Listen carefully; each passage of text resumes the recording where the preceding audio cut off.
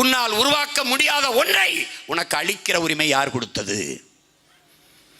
வளங்களை சுரண்டி கொழுப்பதை வளர்ச்சி என்று உனக்கு கற்பித்தவன் எவன்? அதான் அவன் கேட்கிறது. மலையை வெட்டிட்ட, மணலாக்கிட்ட, ரோடை போட்டுட்ட, மாளிகை கட்டிட்ட. ரோடை போட்டு என்ன பண்ணுவ? விலை உயர்ந்த காரை வாங்குவ. என்ன பண்ணுவ? வேகமாக போவ. எங்கள் வீட்டுக்கா சுடுகாட்டுக்கா? கார் இருக்கும், வீடு இருக்கும், நீரும் சோறு இருக்குமா? பங்களாவில் படுத்தா பசிக்காதா ராஜா? என்னை கேட்பானே, என்ன செய்யுமா படித்தவங்களெல்லாம் விவசாயம் பார்க்க சொல்கிறேன்னு. அப்படின்னா பசித்தவன்லாம் பட்டினியாக கிட. படித்தவனுக்கு பசிக்குமா? பசிக்காது. அவர் எம்ஏ, எம்ஃபில், எம்எஸ்சி, எம்எட் எல்லாம் படிச்சிருக்காருங்கன்னா அவருக்கு பசிக்காது. போங்க அப்படி சொல்லுங்களேன். தம்பி, நீ சந்திர மண்டலத்துக்கு சந்திராயன் அனுப்புகிற சயின்டிஸ்டாக இருக்காலும் சாப்பாடு எங்கள் ஆத்தாப்பழம் தான் உனக்கு அனுப்பணும் ராஜா. விண்வெளிக்கு விண்கலத்தை அனுப்பினாலும் உனக்கு விவசாயி தான் சோறு அனுப்பணும். அதை நினைவில் வச்சுக்கிட்டு பேசணும். நீ சாஃப்ட்வேர் இண்டஸ்ட்ரியின் பிதாமகன் தானே பில்கேட்ஸு. 2,50,000 ஏக்கரில் அமெரிக்காவில் விவசாயம் பார்க்குறாருன்னா உன்னால் நம்ப முடியுது? ஏன் பார்க்குறான்? அண்ணன் சொல்லுவேன்ல, சாஃப்ட்வேரில் வேலை பார்த்தாலும் சாப்பிட்டு போய் தான் வேலை பார்க்கணும். அவனுக்கு தெரியுது எது ஃப்யூச்சர்னு. எது ஃப்யூச்சர்? சாஃப்ட்வேரில் இண்டஸ்ட்ரியில் பிதாமகன் 2,50,000 ஏக்கரில் விவசாயம் பார்க்குறான். நான் விவசாயம்னா சிரிக்கிறேன். ஒரு 5 வருஷம் இந்த அண்ணன்ட்ட ஆட்சியை கொடுத்துப்பாரு. பசிங்கிற வார்த்தை இருந்ததுன்னா என்னை விரட்டி அடிடா விரட்டி பார்க்குறேன். மாற்றம்ங்கிறது என்ன? அதுதான் மாற்றம். நீ சாராய பொருளாதாரத்தில் இருக்கிற, அதை துண்டிக்கிறேன், மது வேணும். ஐயா சொல்கிறார் பாருங்க, துரைமுருகன், உழைச்சி கலைக்கிற மக்களுக்கு அவனுக்கு வந்து ஒரு இது தேவைப்படுதுங்கிறாரு. அதுதான் கல், அதுதான் பனம்பால், தென்னம்பால், மூலிகைச்சாறு. அதை கொடு. இதை நீக்கிரு. குஜராத்து பாலை விற்று 50,000 கோடி சம்பாதிக்குது ஆண்டுக்கு. இவன் சாராய் விற்று 45,000 கோடி சம்பாதிக்கிறான். ஏன் பாலுக்கு வா? நீ யாரு கேட்டா? ஆவின் பால் விற்கிறீல, மாடங்கன்னு கேளு. பால்துறை அமைச்சர்கிட்ட கேளு. படிச்சிருக்கீல்ல? மாடு பால் விற்கிது அரசு, ஆவின் பால். எங்க மாடங்கடா, மாடங்க. அப்போ அது பாலா? பால் போல ஒன்று. லெமன் ஃப்ளவர், மேங்கோ ஃப்ளவர் அப்படின்னு விற்பான் தெரியுமா? மாம்பழம் எத்தனை காலத்துக்கு இருக்குன்னு சொல்லு. ஒரு பருவம் 2 மாதம். எப்போவுமே மாம்பழச்சாறு குடிக்கலாம்ன்றான். அது எப்படி? அதான் மேங்கோ ஃப்ளவர். அதை எடுத்து பதப்படுத்தி கண்ட கெமிக்கலை போட்டு வச்சு நமக்கு தள்ளுவான். அது மாதிரி இது மில்க் அல்ல, பால் அல்ல, பால் போல ஒன்று, மில்க் ஃப்ளவர்.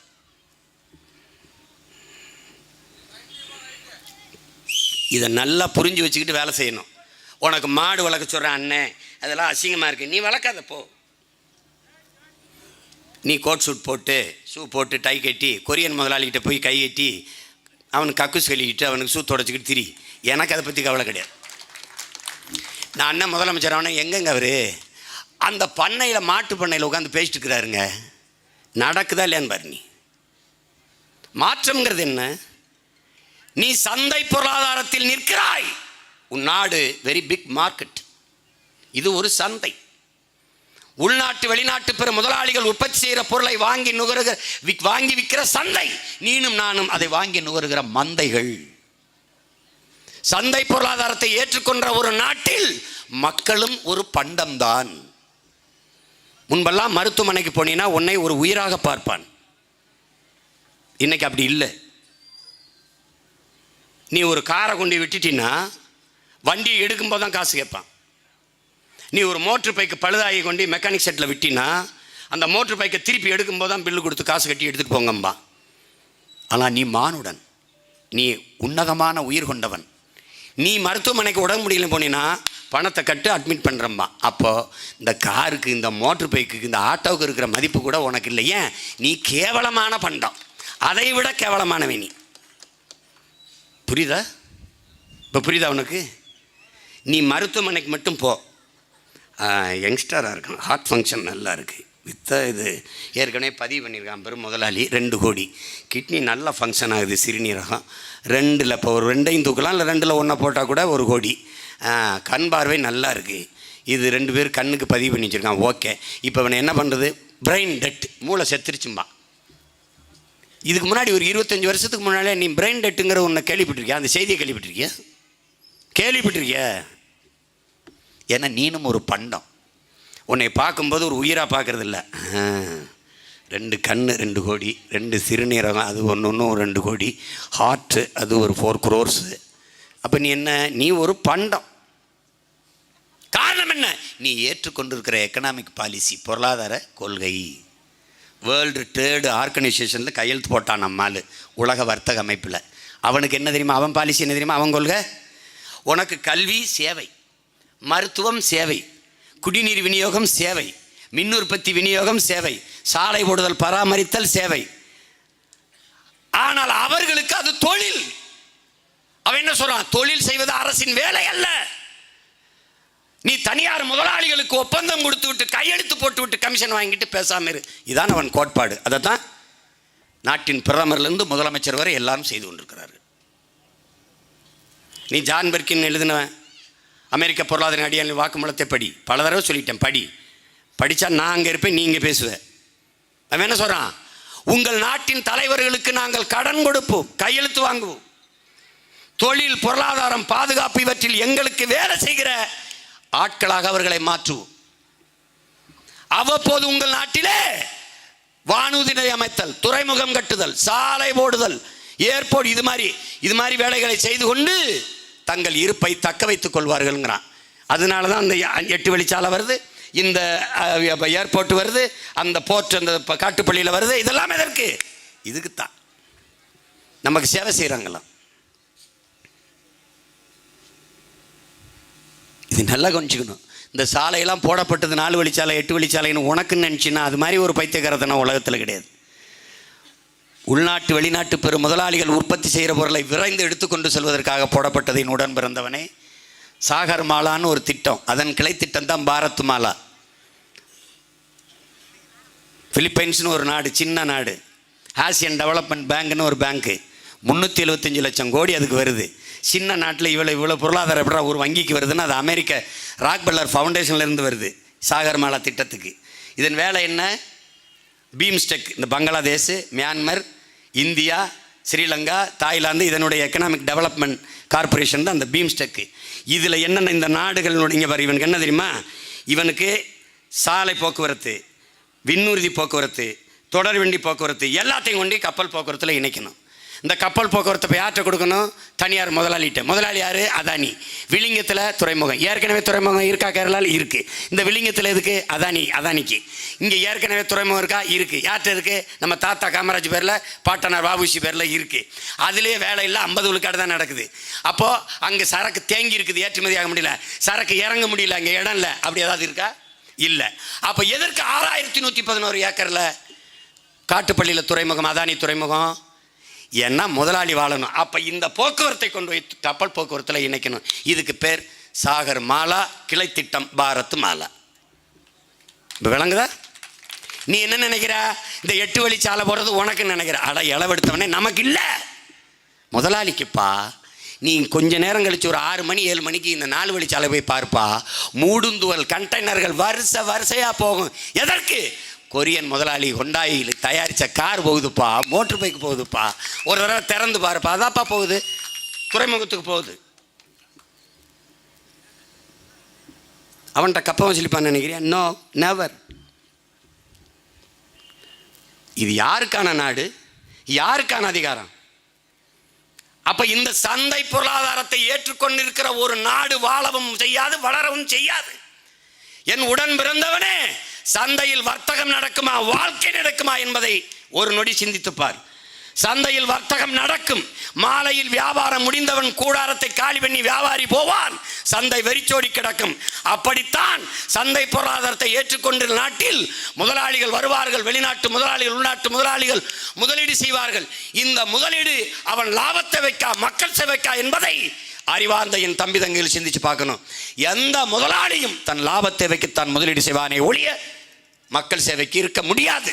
செய்ய மாட்டான். அப்ப என்ன பண்ணுவான்?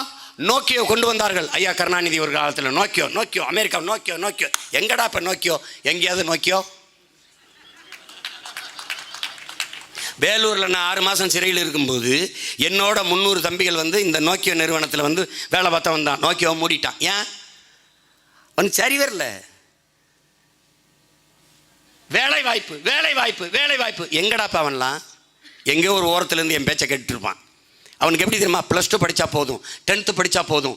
அது இப்போ அதுக்கு எஜுகேஷன்லாம் கிடையாது. அவனை தான் மேலே கவர் தயாரிக்கிறது மட்டும் கற்றுக் கொடுப்பான். உள்ளே அந்த இது தயாரிக்கிறது மட்டும் ஒன்று தான் தயாரிக்க மாட்டேன். டிவிஷன் ஆஃப் லேபர் மாதிரி பிரித்து கொடுப்பான். மொத்தமாக செல்ஃபோன் தயாரிக்க தெரியாது. இப்போ அவனுக்கு என்ன? இப்போ பாரு, இப்போ கொரியன் முதலாளி இப்படி கேட்போம். கொரியன் முதலாளி ஏன் கொரியாவில் இந்த கார் தயாரிக்கிற தொழிற்சாலையை வைக்கல? ஒன்று கேள, அப்படி கேட்டு பாரு. ஏன் வைக்கல?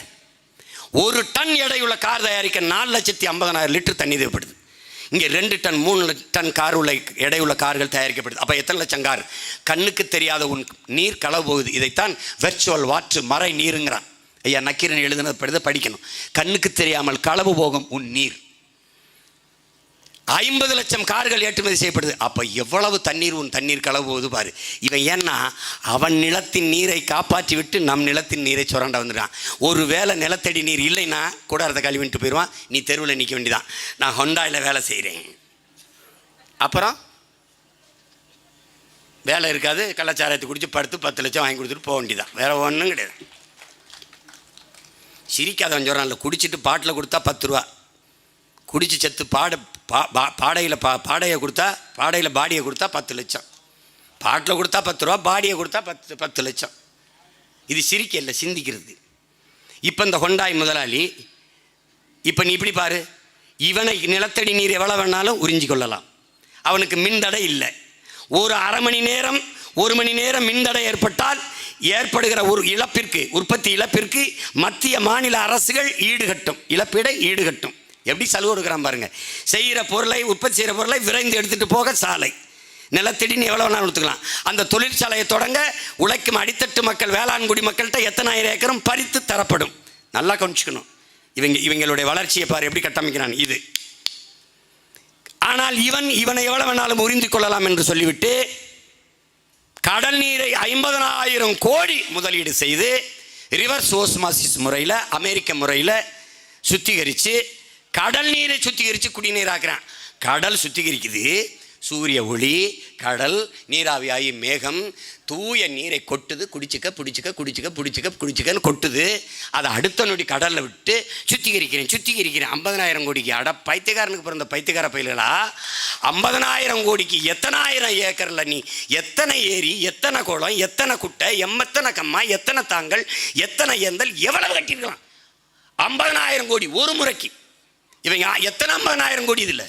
அப்போ எவ்வளவு நீர்த்தேக்கங்களை உருவாக்கியிருக்கலாம்? அப்போ என்ன செய்யறது? இந்த நிலையிலிருந்து அண்ணன் சொல்ற இந்த நிலைக்கு மாறுவதுதான் உண்மையான மாற்றம். முற்றுமுழுதான புதிய சமூகம் படைக்கிறது. அதுதான் மாற்றம், அதுதான் புரட்சி. இப்போ இந்த பொருளாதாரத்தை என்ன பண்ணுவா சீமான்? இந்த சந்தை பொருளாதாரத்தை தூக்கி தள்ளுறான். எவனும் எப்படியோ போ. இங்கே பாரு, இங்கிலாந்து பொருளாதார மேதை ஜான் ஆண்டனி ஆலன் எழுதியிருக்கான். இவங்க இந்த ஆசிய கண்டம் தான்டா பணத்தையும் தங்கத்தையும் வச்சு பொருளாதாரத்தை மதிப்பிட்டுக்கிட்டு இருக்கான். எந்த நாடு தங்கம் அதிகம் வச்சுருக்கோ, எந்த நாடு பணம் அதிகம் வச்சுருக்கோ பணக்காரன. ஆசிய கண்டங்கள் தான் அப்படி இருக்குது. ஆனால் ஐரோப்பிய நாடுகள் நீர் பொருளாதார கொள்கைக்கு வந்துருச்சுன்றான்.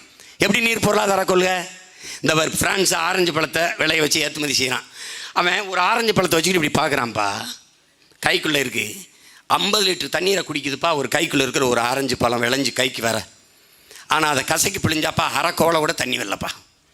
என்ன நினைக்கிறான்? ஸ்டாப் இட்டுன்றான். இப்போ நமக்கு ஆரஞ்சு பழம் இம்போர்ட் பண்ணு, நோ எக்ஸ்போர்ட், இம்போர்ட் பண்ணு. ஏன்? என் நிலத்தின் வளம், நீர் வளம் முக்கியம்.